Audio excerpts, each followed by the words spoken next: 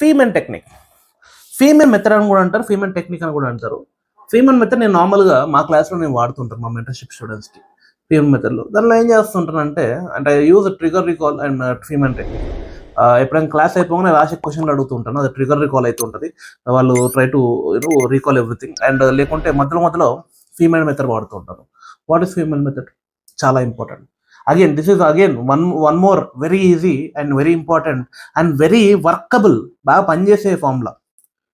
ఏం లేదు, learn a topic inflation నేర్చుకున్నారు, లర్న్ ఇట్.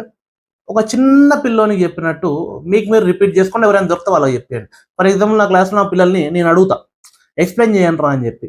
అంటే వాళ్ళు చదివింది ఎక్స్ప్లెయిన్ చేసినప్పుడు ఏంటంటే ఫీమెన్ టెక్నిక్, ఫీమెన్ మెథడ్ అప్లై అవుతుంది అనమాట. రీకాల్ అవుతుంటుంది బ్రెయిన్కి. నీ బ్రెయిన్కి అది ఇంపార్టెంట్ అని అర్థమవుతుంది. ఓకే వీటి చదివింది కరెక్ట్, దాన్ని బయటకు కూడా చెప్పాల్సి వస్తుందంటే చాలా ఇంపార్టెంట్ ఇన్ఫర్మేషన్, నేను గుర్తుపెట్టుకుంటాను లాంగ్ టర్మ్లోనే, తీసి లాంగ్ టర్మ్ మెమరీలో వేస్తుంది.